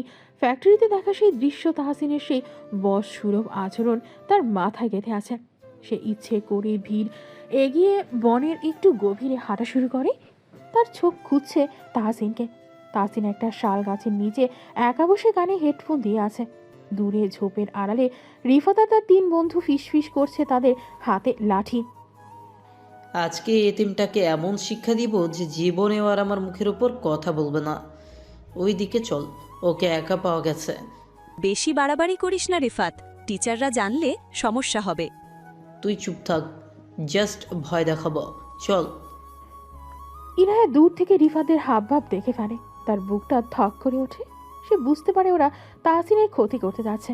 ইনায়া হিল জুতা পরেই দৌড় শুরু করে। বনের গভীরে তাহসিন হঠাৎ বুঝতে পারে তার পেছনে কেউ আছে। তার সিক্স সেন্স খুব তীব্র। সে উঠে দাঁড়ায়। রিফাতরা তাকে ঘিরে ফেলে। কিরে টপার, খুব ভাবনিস তাই না? ফ্যাক্টরিতে আমাকে জ্ঞান দিচ্ছিলি, এখন দে জ্ঞান। এখন তো কেউ নাই তোকে বাঁচানোর। রিফাত, ঝামেলা করো না, পিকনিকে এসেছি, এনজয় করো। এনজয় তো করবোই, তোকে পিটিয়ে। ধর ওকে। রিফাতের এক বন্ধু লাঠি দিয়ে তাহসিনের পায়ে বাড়ি মারতে যায়। তাহসিন বিদ্যুৎ ব্যাগে সরে যায় এবং ছেলেটির কাঁধ মুচড়ে লাঠিটা ফেলে দেওয়ার উপক্রম করে। এটা তার রিফ্লেক্সের অ্যাকশন, বছরের পর বছর কিক বক্সিং প্র্যাকটিসের ফল। কিন্তু ঠিক সেই মুহূর্তেই তাহসিন দেখতে পায় ইনায়া দৌড়ে আসছে। মুহূর্তের মধ্যেই তাহসিন তার পজিশন বদলে ফেলে। সে নিজেকে দুর্বলভাবে ছেড়ে দেয়। ছেলেটির ধাক্কায় সে মাটিতে পড়ে যায় এবং ব্যথায় কুকড়ে যাওয়ার অভিনয় করে। স্টপ ইট রিফাত, খবরদার ওর গায়ে হাত দিবি না। আরে ইনায়া, তুই এখানে? তুই কি মানুষ না নাকি জানোয়ার? একা একটা ছেলেকে 4 জন মিলে মারছিস, লজ্জা করে না? Get lost from here. তুই এই ভিকারের জন্য আমাদের সাথে ঝগড়া করছিস? হ্যাঁ করছি, কারণ ও তোর চেয়ে 1000 গুণ ভালো মানুষ। যা ভাগ এখান থেকে, নইলে আমি পুলিশে কল দেব এবং প্রিন্সিপালকে সব জানাবো। ইনায়া রুদ্রমূর্তি দেখে রিফাতরা পিছু হটে। গালে দিতে দিতে তারা চলে যায়। ইনায়া হাঁপাচ্ছে। সে দ্রুত ঘুরে তাহসিনের দিকে তাকায়। তাহসিন মাটিতে বসে ধুলো ছাড়ছে, তবে চশমাটা বাঁকা হয়ে আছে। তুমি ঠিক আছো? লেগেছে কোথাও? না, ঠিক আছে। তুমি এত বোকা কেন বলো তো? ওরা যখন মারতে আসলো তুমি রুখে দাঁড়ালে না কেন? হ্যাঁ, নাকি মার খেতেই তোমার ভালো লাগে? সব লড়াই গায়ের জোরে হয় না ইনায়া, কখনো কখনো চুপ থাকাটাই সবচেয়ে বড় শক্তি। ফিলোসফি রাখো, ওঠো এখন। ইনায়া তার হাত বাড়িয়ে দেয়। তাহসিন কিছুক্ষণ ইনায়ার ফর্সা হাতটার দিকে তাকিয়ে থাকে, তারপর নিজের শক্ত কিছুটা অমসৃণ হাত বাড়িয়ে ইনায়ার হাত ধরে। ধরেছ? হুম। টান দিচ্ছে। দাও। ইনায়া হ্যাচকা টান দিয়ে তাহসিনকে তোলে, কিন্তু টানের চোটে ইনায়া ভারসাম্য হারিয়ে তাহসিনের বুকের উপর এসে পড়ে। শালবনের নির্জনতায় পাখির ডাকের মাঝে দুজনে একে অপরের খুব কাছে। তাহসিনের হাত ইনায়ার কোমরে স্পর্শ করে তাকে পড়ে যাওয়া থেকে বাঁচানোর জন্য। দুজনের শরীরেই যেন 1000 ভোল্টেজ বিদ্যুৎ খেলে যায়। ইনায়া তাহসিনের চোখের দিকে তাকায়, সেই গভীর মায়াবী চোখ যা তাকে চুম্বকের মতো টানে। তোমার চা কি লুকিয়ে রাখে? কি লুকায়? অনেক কিছু। দেখা বারণ। যদি দেখি পড়ে যাবে। হঠাৎ একটা শুকনো ডাল ভাঙার শব্দে তারা সম্বিত ফিরে পায়। ইনায়া দ্রুত সরে দাঁড়ায়। তার গাল লজ্জায় লাল হয়ে গেছে। তাহসিনা অন্যদিকে মুখ ঘুরিয়ে নেয়। বিকেল 5:15। বনের শেষ প্রান্তের এক পুরনো পরিত্যক্ত জমিদার বাড়ি। আকাশ হঠাৎ কালো মেঘে ঢেকে গেছে। কালবৈশাখী ঝড়ের পূর্বাভাস। পিকনিক স্পটে হইচই পড়ে গেছে বাসে ওঠার জন্য, কিন্তু ইনায়া আর তাহসিন পথ হারিয়ে বনের অনেক ভেতরে চলে এসেছে। বাতাসে শস্য শব্দ আর মেঘের গর্জন কান পাতা দেয়। বড় বড় ফোঁটায় বৃষ্টি হতেই তারা দৌড়ের সামনে দেখতে পায় একটা ভগ্নপ্রায় ইটের দালানের নিচে আশ্রয় নেয়। এটা হয়তো কোনো এককালের জমিদার বাড়ির কাচারি ঘর ছিল। এখন ছাদ ভেঙে আগাছায় ভরে গেছে, কিন্তু একটা কোনায় ছাদ এখনো আস্ত আছে। আল্লাহ, কি বৃষ্টি! আমরা ফিরবো কিভাবে? বাস তো এতক্ষণে ছেড়ে দিয়েছে মনে হয়। আমার ফোনটাও তো গাড়িতে রেখে এসেছি। শান্ত হও, জ্বর না থামা পর্যন্ত বের হওয়া যাবে না, গাছ পড়তে পারে। ইনায়ের পাতলা সালোয়ার কামিজ বৃষ্টির পানিতে ভিজে শরীরের সাথে একেবারে লেপ্টে আছে। শীত তার ঠোঁটে নীল হয়ে যাচ্ছে। সে দুই হাতে নিজেকে জড়িয়ে ধরে থরথর করে কাঁপছে। তাসিন বিষয়টা লক্ষ্য করে সে ইনায়ার দিকে পিঠ ঘুরিয়ে দাঁড়ায়। একটু ওদিকে গড়ো, আমি শার্টটা চিপে নেই। তাসিন তার ভিজে জুবজুবে শার্টটা গা থেকে খুলে ফেলে। তার পরনে এখন শুধু একটা কালো রঙের স্যান্ডো গেঞ্জি। ইনায়া আর চোখে তাকায় এবং বিস্ময়ে জমে যায় যে ছেলেকে সে খ্যাত আর দুর্বল ভাবতো তার শরীর কোনো অ্যাথলেটের চেয়ে কম নয়। চওড়া কাঁধ, পেশিবহুল হাত, পেটের কাছে স্পষ্ট সিক্স প্যাকের আভাস। বৃষ্টির ছাটে তাহসিনের ভেজা শরীর চকচক করছে। ইনায়া মনে মনে বলে, এটা তো তাহসিন, যাকে রিফাতরা মারতে এসেছিল, যার গায়ে এত শক্তি, সে কিনা মার খায়। এখানে কিছু শুকনো কাঠ আছে, লাইটার আছে আমার কাছে, আগুন জ্বালাচ্ছি। অন্ধকার কানে ছোট্ট একটা আগুনের কুণ্ডলি জ্বলে থাকে। আগুনের লাল আভায় পুরনো দেয়ালগুলো ভৌতিক দেখাচ্ছে। তাহসিনার আধ ভেজা শার্টটা আগুনের পাশে মেলে ধরে আর নিজের পরনের জ্যাকেটটা যেটা সে আগেই খুলে ব্যাগে রেখেছিল এবং কম ভিজেছে, ইনায়ার দিকে বাড়িয়ে দেয়। এটা গায়ে দাও, তোমার ঠান্ডা লাগছে। তুমি? আমি ঠিক আছি, পুরুষ মানুষের চামড়া মোটা হয়, নাও। ইনায়া জ্যাকেটটা গায়ে জড়ায়। জ্যাকেট থেকে তাহসিনের সেই সিগনেচার পারফিউমের পুরুষের ঘ্রাণ আসছে। ইনায়া আগুনের খুব কাছে এসে বসে। তাহসিন তার উল্টো পথে পাশে বসে আগুনের দিকে তাকিয়ে আছে। বাইরে মুষলধারে বৃষ্টি হচ্ছে। তাহসিন, বলো। তুমি আসলে কে? তোমার ক্লাসমেট, স্কলারশিপ পাওয়া এতিম ছাত্র। মিথ্যা কথা। স্কলারশিপ পাওয়া হাতের বডি ল্যাঙ্গুয়েজ এমন হয় না। তার চোখে এত তেজ থাকে না। তার গায়ের জ্যাকেটের দাম 20,000 টাকা হয় না। আমি ব্র্যান্ড চিনি তাহসিন। ব্র্যান্ড দিয়ে কি মানুষ চেনা যায় না, নাকি মন দিয়ে? ধাতা বোকা না। আমার খুব জানতে ইচ্ছে করে, কেন তুমি নিজেকে লুকিয়ে রাখো? কেন সবার অপমান সহ্য করো? কারণ আমি দেখতে চাই কে আমার বাইরের খোলসটা বাদ দিয়ে ভেতরটাকে ভালোবাসতে পারে। টাকার ক্ষমতা থাকলে সবাই বন্ধু হয়, কিন্তু যখন তুমি কিছুই না, তখন যে পাশে থাকে সেই আসল। তাহসিন কথাগুলো বলতে বলতে নিজের অজান্তেই ইনায়ার দিকে একটু ঝুঁকে আসে। ইনায়াও আগুনের আকর্ষণ নাকি তাহসিনের আকর্ষণ কোনোটাই বেশি পড়ছে বুঝতে পারে না। সেও এগিয়ে আসে। তুমি কি কাউকে পেয়েছো যে তোমার ভেতরটা দেখেছে? হয়তো সে খুব জেদি, একটু অহংকারী, কিন্তু তার মনটা কাছের মধ্যে স্বচ্ছ। সে কি জানে তুমি তাকে? জানে না। কেন? বলা বারণ আছে। বলে ফেলো না। শুনবে? শুনবো। দুজনের দূরত্ব এখন মাত্র কয়েক ইঞ্চি। আগুনের শিখা তাদের মুখের উপর নাচছে। ইনায়া তাহসিনের নিঃশ্বাসের শব্দ শুনতে পাচ্ছে। তাহসিন আলতো করে তার হাত বাড়ায়। ইনায়ার ভিজে যাওয়া চুলের একটা লট তার কপাল থেকে সরিয়ে দেয়। ইনায়া চোখ বন্ধ করে ফেলে। তার শরীরে নিয়ন্ত্রণ। তাহসিনের মুখটা ইনায়ার ঠোঁটের খুব কাছে চলে আসে। বৃষ্টির শব্দ ছাপিয়ে শুধু তাদের হৃদস্পন্দন শোনা যাচ্ছে। ইনায়া। ঠিক সেই মুহূর্তে চরম রোমান্টিক মুহূর্তটাকে চুরমার করে দিয়ে তাহসিনের প্যান্টের পকেট থেকে ফোনটা বেজে ওঠে। রিংটনটা কর্কশ কোঠায় শোনায় এই নিস্তব্ধতায়। স্ক্রিনে ভেসে ওঠে ড্যাড। দুজনে ছিটকে সরে যায়। ইনায়া লজ্জার অস্বস্তিতে ওড়না ঠিক করে। তাহসিন ফোনটা হাতে নিয়ে দীর্ঘশ্বাস ফেলে। মুহূর্তটা ভেঙে গেছে, কিন্তু যা হওয়ার তা হয়ে গেছে। তাদের মনের ভেতরে যে ঝড় শুরু হয়েছে তা বাইরে ঝড়ের চেয়েও তীব্র। তাহসিন ফোন কেটে দিয়ে বলে, বৃষ্টি কমেছে, আমাদের বের হতে হবে, ওরা হয়তো খুঁজছে। চলো। এরপর সেখান থেকে গিয়ে তারা ঢাকা ফিরে আসে। বনভোজন থেকে ফেরার আনন্দ বিষাদে পরিপূর্ণ হতে সময় লাগেনি। বাসাতে ফিরে ইনায়া খবর পায় তার বাবা আসলাম খান অফিসে হার্ট অ্যাটাক করেছেন। তাকে দ্রুত এভার কেয়ারে নেওয়া হয়েছে। ইনায়া যখন হসপিটালে পৌঁছায় তখন তার চুল ভেজা, চোখে মুখে আতঙ্ক। ডাক্তাররা তাকে ঘিরে আছে। মিস ইয়ানা, ওনার হার্টে 3টা ব্লক ধরা পড়েছে, ম্যাসিভ অ্যাটাক, ইমিডিয়েটলি এনজিওপ্লাস্টিক করতে হবে। কিন্তু হসপিটালের বিল আর অপারেশনের প্যাকেজ মিলে এখনই 10 লাখ টাকা জমা দিতে হবে। ওনার ইন্স্যুরেন্সের মেয়াদ শেষ, আর কোম্পানির অ্যাকাউন্টও ব্যাংক ফ্রিজ করে দিয়েছে লোন ডিফেন্টের কারণে। 10 লাখ এখন? এত রাতে? রাত 11টা বাজে। ডাক্তার প্লিজ অপারেশন শুরু করুন, আমি টাকার ব্যবস্থা করছি। প্লিজ আমার বাবাকে বাঁচান।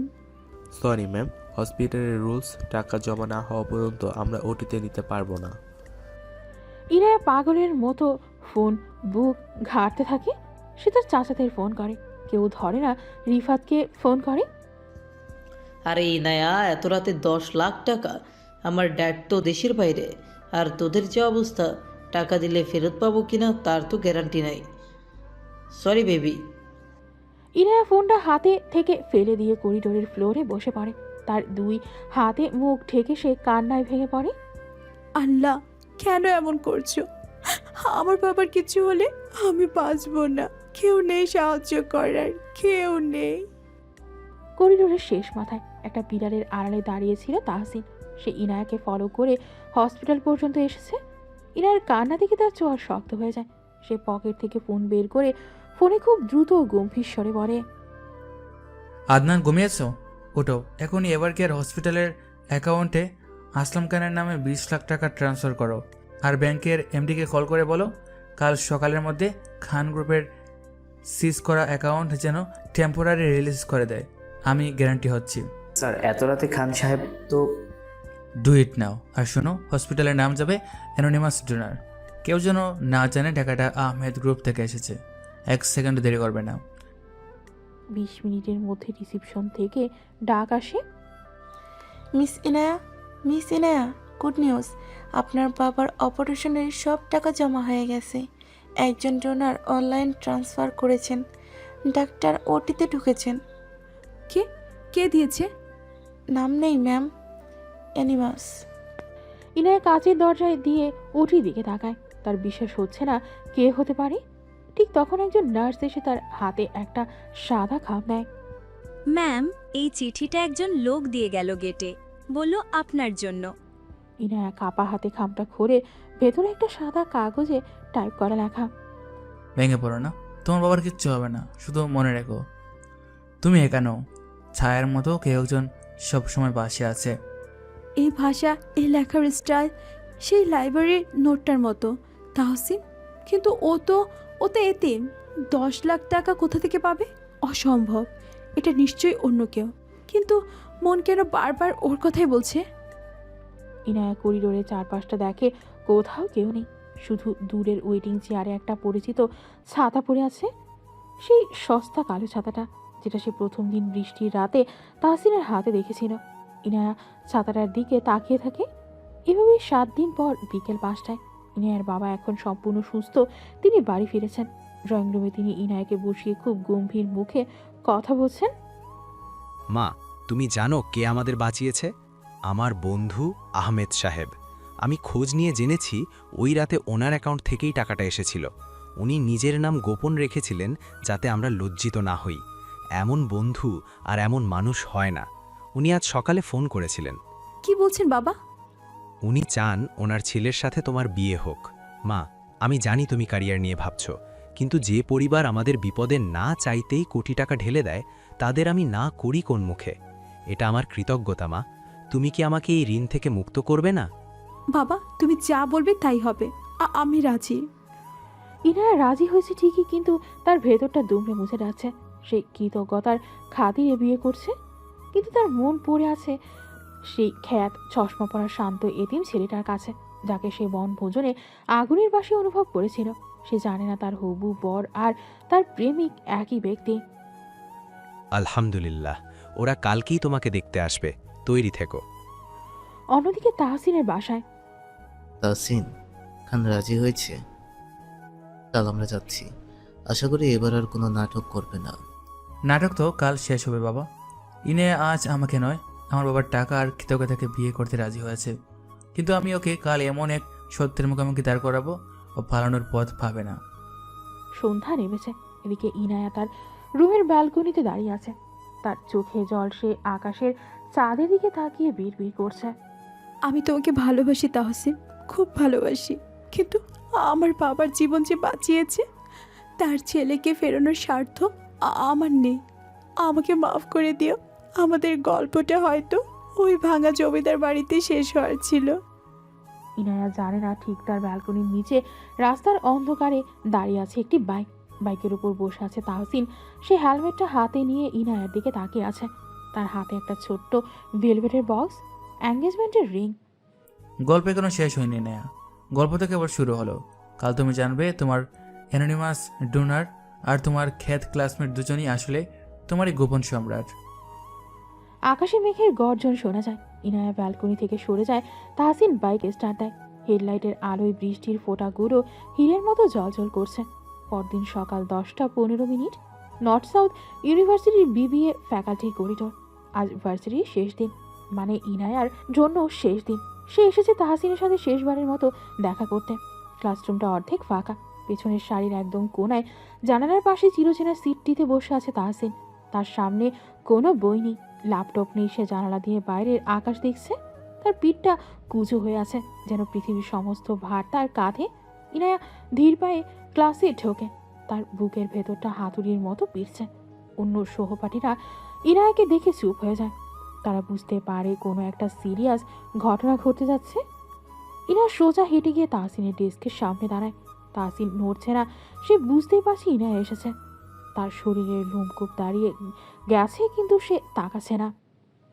আমার দিকে তাকাও তাহসিন। তাহসিন খুব ধীরে ধীরে জানালা থেকে মুখ ঘোরায়। তার চোখের নিচে কালশিটে দাগ, চোখ দুটো জবা ফুলের মতো লাল। চশমাটা নাকের ডগায় ঝুলে আছে। সে ইনায়ার চোখের দিকে তাকায় না, ডেস্কের দিকে তাকিয়ে বলে, বলো, ক্লাস তো শেষ, কিছু ফেলে গেছো? ফেলে তো যাচ্ছে অনেক কিছুই, কিন্তু তুমি কি সেটা কুড়িয়ে নেবে নাকি আবর্জনা ভেবে ফেলে দিবে? আমি গরিব মানুষ নেয়া, আমার নিজেরই থাকার জায়গা নেই। অন্যের ফেলে যাওয়া জিনিস যত্ন করে রাখার সাধ্য আমার কোথায়? স্বার্থ নেই নাকি ইচ্ছে নেই? আজ বিকেলে আমার এঙ্গেজমেন্ট তাহসিন। বাবা কথা দিয়ে ফেলেছে, আজ বিকেলে আমাকে আংটি পরানো হবে। তুমি কি জানো ছেলেটা কে? আমি জানি না, আমি জানতেও চাই না। আমার শুধু জানতে ইচ্ছে করছে। ওই খবরটা শোনার পর তোমার কি কিছুই মনে হচ্ছে না? অভিনন্দন মিস ইনায়া, ভালোই তো। শুনেছি খান সাহেব অনেক বড় ঘরের সম্বন্ধ করেছেন। তোমার স্ট্যাটাসের সাথে মানাবে ভালো। দামি গাড়ি, অ্যালিশন বাড়ি, ফরেন ট্যুর সব পাবে। আমার মতো সাইকেল চালানোর ছেলের সাথে তো আর জীবন কাটতো না। তুমি খুশি থাকবে, এটাই তো চেয়েছিলাম। তাহসিনের এই নির্লিপ্ত ভাবলেশীন কথাগুলো ইনায়ের বুকে তীরের মতো বিচ্ছে। তার ধৈর্যের ভাত ভেঙে যায়। সে আর নিজেকে সামলাতে পারে না। ইনায়া থপ করে তাহসিনের শার্টের কলারটা 2 হাত দিয়ে খামচে ধরে। তার নখগুলো তাহসিনের গলায় দেবে যায়। ক্লাসের বাকিরা চমকে ওঠে, কিন্তু কেউ কাছে আসার সাহস পায় না। তুমি একটা কাপুরুষ তাহসিন, একটা ভীরু মেরুদণ্ডহীন কাপুরুষ। তুমি কি ভেবেছ আমি টাকার জন্য বিয়ে করছি? তুমি আমাকে এইটাই চিনলে? এই 4 বছর তুমি শুধু আমার রাগটা দেখলে, আমার অভিমানটা দেখলে না। একবারও বলতে পারলে না যে ইয়ানা যেও না। একবারও বলতে পারলে না যে আমার টাকা নেই, কিন্তু আমি তোমাকে রানীর মতো রাখবো। কেন আটকালে না আমাকে? কেন? ইনায়া তাহসিনের কলার ধরে জাকাতে থাকে। তার চোখ দিয়ে অঝরে পানি পড়ছে। তাহসিন কোনো কথাতে বাধা দেয় না। সে পাথরের মূর্তির মতো বসে আছে। তার চোখের কোণায় জল চিকচিক করছে, কিন্তু সে তা গড়িয়ে পড়তে দেয় না। হাটটা ছাড়োই না, সবাই দেখছে। দেখুক দেখুক সবাই, জানুক যে ক্লাসের টপার বয় আসলে একটা ইমোশনাল লেস রোবট। তুমি কি ভাবছো আমি খুব সুখী থাকবো? আমি মরে যাব তাহসিন। একটা অচেনা মানুষকে আমি কিভাবে ছোবো?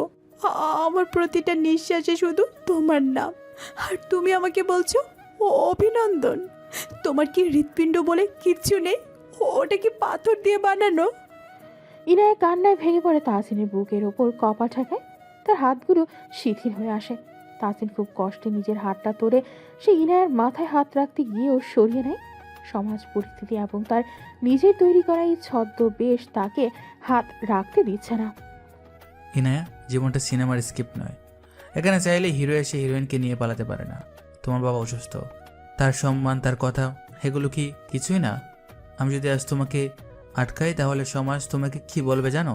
বলবে মেয়েটা একটু ভবঘুরে ছেলের সাথে পালিয়েছে। আমি তোমার গায়ে কাদা লাগতে দিতে পারি না। আমার গায়ের কাদার চিন্তা তোমাকে করতে হবে না। তুমি শুধু বলো তুমি আমাকে ভালোবাসো কি না। যদি বলো ভালোবাসো, আমি এক্ষুনি এই মুহূর্তে সব ছেড়ে তোমার সাথে রাস্তায় গিয়ে দাঁড়াবো। বলবে? বলো তাহসিন, একবার বলো। পুরো ক্লাসরুম স্তব্ধ হয়ে আছে। সবাই তাহসিনের উত্তরের অপেক্ষায়। তাহসিন ইনায়ের চোখের দিকে তাকায়। এই মুহূর্তে তার খুব ইচ্ছে করছে চিৎকার করে বলতে, আমি সেই রাজপুত্র, আমি তোমাকে নিতে আসছি আজ বিকালে। কিন্তু সে পারে না। পরীক্ষাটা তাকে শেষ পর্যন্ত নিতেই হবে। ভালোবাসা মানে কাছে পাওয়া নয় নেয়া, ভালোবাসা মানে প্রিয় মানুষটাকে ভালো রাখা। তুমি রাজপ্রাসাদে থাকার মেয়ে, আমার বাঙ্গা করে করে তুমি ঠিকতে পারবে না। দুদিন পর এই অভাব, এই দারিদ্র তোমার ভালোবাসা খেয়ে ফেলবে। তার চেয়ে এটাই ভালো, ভুলে যাও আমাকে ওইসব কষ্ট পাওয়ার আগেই। তুমি আমাকে বিশ্বাস করলে না? তুমি ভাবলে আমি ওভাবে পালিয়ে যাব? ছি তাহসিন, আমি তোমাকে আমার পৃথিবী ভেবেছিলাম আর তুমি আমাকে পণ্য ভাবলে। ঠিক আছে, তোমার এই জেদি থাক, আমি বিয়ে করব, কিন্তু মনে রেখো আমার বিয়ে হবে না, আমার মৃত্যু হবে। আর আমার এই মরা মুখটা সারা জীবন তোমাকে তাড়া করে বেড়াবে। ইনায়া দৌড়ে নিজের ব্যাগটা নিয়ে ক্লাস থেকে বেরিয়ে যায়। দরজার কাছে গিয়ে সে একেবারে পেছনে তাকায় না। তার চলে যাওয়ার শব্দের সাথে সাথে ক্লাসের বাতাস ভারী হয়ে ওঠে। ক্লাসরুম এখন প্রায় ফাঁকা। তাহসিন একাই বসে আছে। সে ধীরে ধীরে তার চশমাটা খোলে। তার চোখ দিয়ে এবার পানি গড়িয়ে পড়ে। সে পকেট থেকে একটা ছোট্ট ভেলভেটের বক্স বের করে টেবিলের ওপর রাখে। বক্সের ভেতরে চকচক করছে একটা হীরের আংটি। সে আংটিটার দিকে তাকিয়ে বিড়বিড় করে, যে তাকার সে এমনিতেই থাকে নেয়া, আটকানোর প্রয়োজন নেই। তুমি আজ আমাকে কাপুরুষ ভাবছো, ভাবো, কিন্তু একটু পরেই যখন জানবে এই কাপুরুষটাই তোমার জন্য পুরো পৃথিবী উল্টে দিয়েছে, তখন তোমার এই অভিমান ভাঙানোর জন্য আমি সারা জীবন অপেক্ষা করব।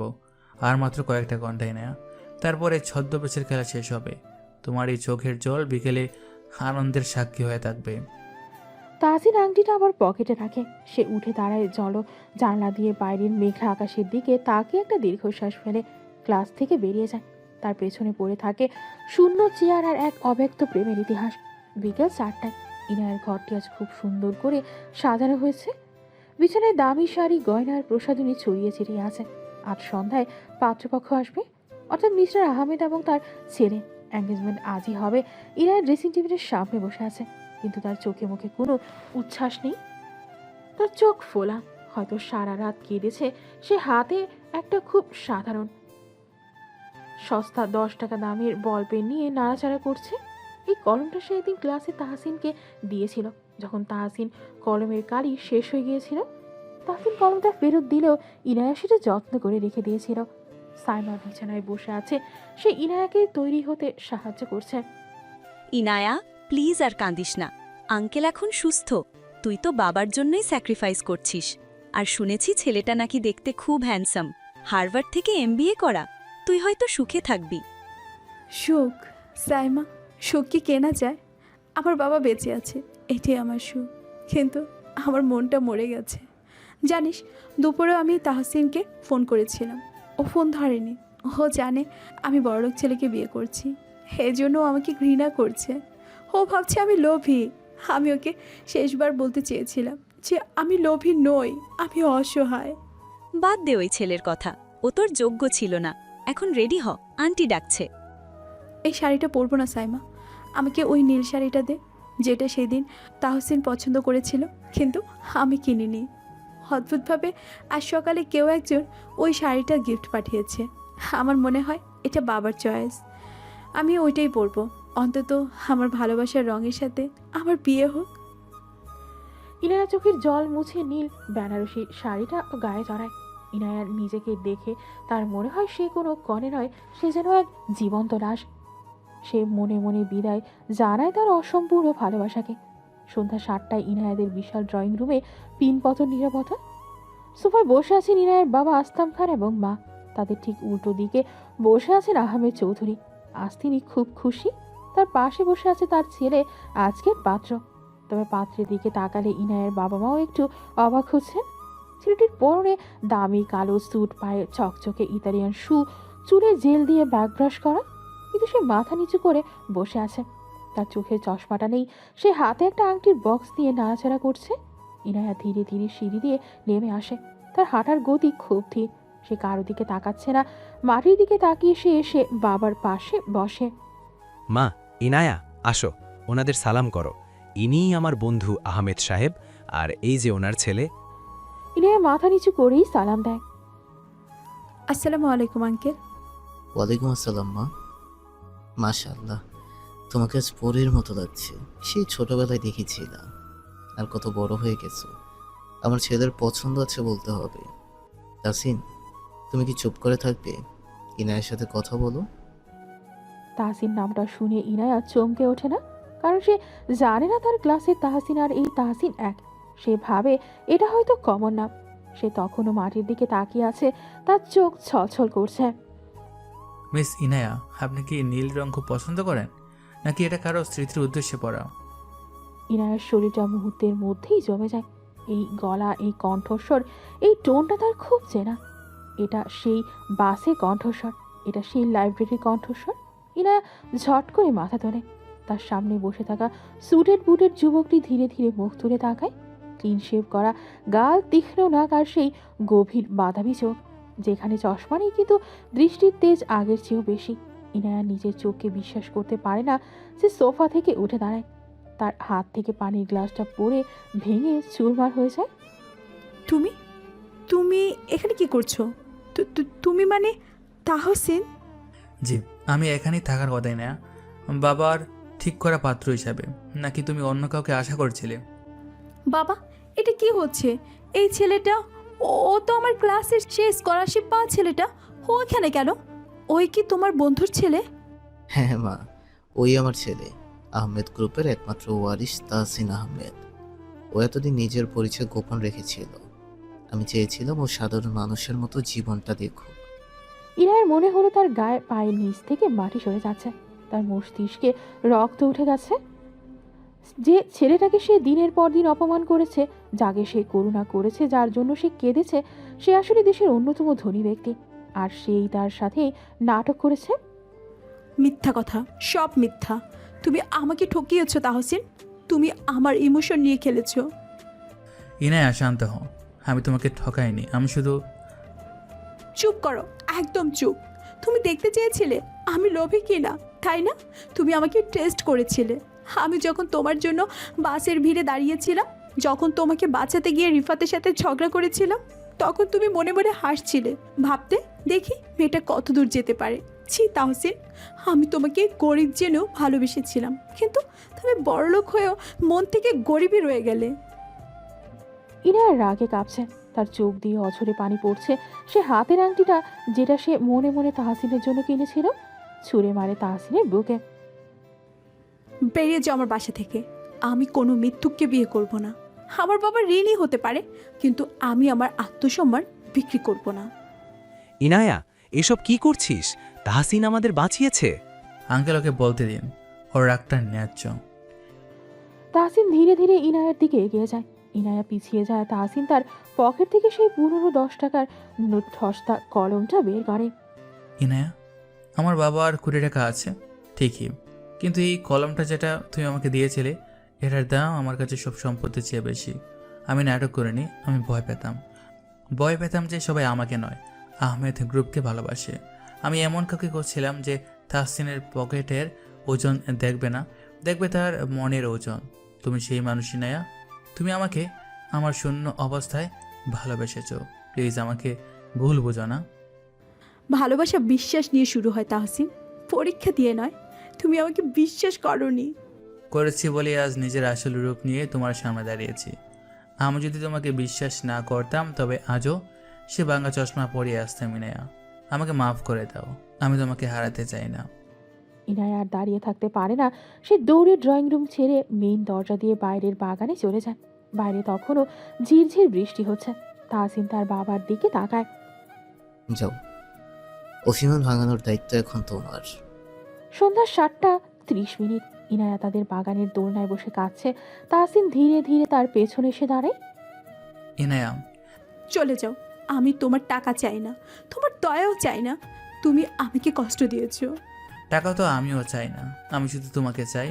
মনে আছে ক্যান্টিনের সে দিনের কথা? তুমি বলেছিলে মানুষের দাম পোশাকে নয়, ব্যবহারে। সেদিনে আমি তোমার প্রেমে পড়েছিলাম, কারণ একমাত্র তুমি আমার ছেঁড়া জামার আড়ালে থাকা মানুষটাকে সম্মান দিয়েছিলে। তাহলে কেন বললে না? কেন আমাকে দিনের পর দিন কষ্ট দিলে? আমি যখন তোমার জন্য হসপিটালে কাঁদছিলাম, তখন তুমি আড়ালে দাঁড়িয়েছিলে কেন? কারণ আমি দেখতে চেয়েছিলাম আমার অবর্তমানে তুমি কতটা ভেঙে পড়ো। আমি দেখতে চেয়েছিলাম এই সম্পর্কটা কতটা গভীর। ইনায়া, আমি ছোটবেলা থেকে একা, মা নেই, বাবা ব্যস্ত, সবাই শুধু আমার টাকা দেখেছে। তুমি একমাত্র যে আমার চোখের জল দেখেছো। এই যে আমার হাত ধরো। তাহসিন ইনায়ার সামনে হাঁটু গেড়ে বসে। সে নিজের হাত বাড়িয়ে দেয়। ইনায়া তাকায়। তাহসিনের হাতে সেই রুমালটা যেটা ইনায়া তাকে দিয়েছিল আসলে তাহসিনেরই ছিল, ইনায়া ফেরত দিয়েছিল। আমি বলেছিলাম এই রুমালটা একদিন তোমার কান্না মুছতে কাজে লাগবে। আজ তোমার কান্না মুছে দিতে দাও। আমি প্রমিস করছি আজকের পর তোমার চোখে আর কোনোদিনও পানি আসবে না। তুমি কি আমার হবে? এই গোপন সম্রাটের রানী হবে? তুমি খুব খারাপ তাহসিন, খুব খারাপ। জানি, কিন্তু আমি শুধু তোমারই খারাপ হতে চাই। ইনায়া আর রাগ ধরে রাখতে পারে না। সে দোলনা থেকে উঠে তাহসিনের বুকে ঝাঁপিয়ে পড়ে। তাহসিন তাকে শক্ত করে জড়িয়ে ধরে। বৃষ্টির জল আর চোখের জল মিলেমিশে একাকার হয়ে যায়। আমাকে আর কখনো মিথ্যে বলবে না তো? কখনো না, শুধু মাঝে মাঝে সারপ্রাইজ দেব, চলবে? চলবে, কিন্তু আমার একটা শর্ত আছে। কি শর্ত? বিয়েতে আমাকে 10 কোটি টাকার গহনা দিতে হবে না, আমাকে ওই 10 টাকার কলমটা দিতে হবে। ওইটা আমার মোহরানা। পাগল মেয়ে, কলমটা তোমারই। এভাবে কিছুদিনের মধ্যেই তাদের বিয়ে হয়ে যায়। বিয়ের অনুষ্ঠান শেষ। সারা বাড়ি আলোয় ঝলমল করছে। তাহসিনের বিশাল বেডরুমটা রজনীগন্ধা আর গোলাপ দিয়ে সাজানো। ইনায়া খাটের মাঝখানে বসে আছে, তার পরনে লাল বেনারসি, হাতে মেহেদি। সে খুব নার্ভাস। তাহসিন ঘরে ঢোকে। সে শেরওয়ানি চেঞ্জ করে একটা আরামদায়ক পায়জামা পাঞ্জাবি পরেছে। তাহসিন দরজাটা লক করে ইনায়ার দিকে এগিয়ে আসে। ইনায়া মাথা নিচু করে ফেলে। খুব টায়ার্ড লাগছে তাই না? সারাদিন যা দখল গেল। একটু। ক্ষুধা পেয়েছে? না, মানে হ্যাঁ পেয়েছে। বিয়ের স্টেজে তো কিছুই খেতে পারিনি, লজ্জায়। আমি জানতাম, তাই ব্যাকআপ প্ল্যান রেডি রেখেছি। তাহসিন খাটের নিচে থেকে জাদুর মতো দুটো পিৎজার বক্স আর 2 বোতল কোক বের করে। ইনায়া অবাক হয়ে হেসে ফেলে। তুমি খাটের নিচে পিৎজা লুকিয়ে রেখেছো? সিরিয়াসলি? বিয়ে বাড়ি কাচ্ছি আমার হজম হয় না।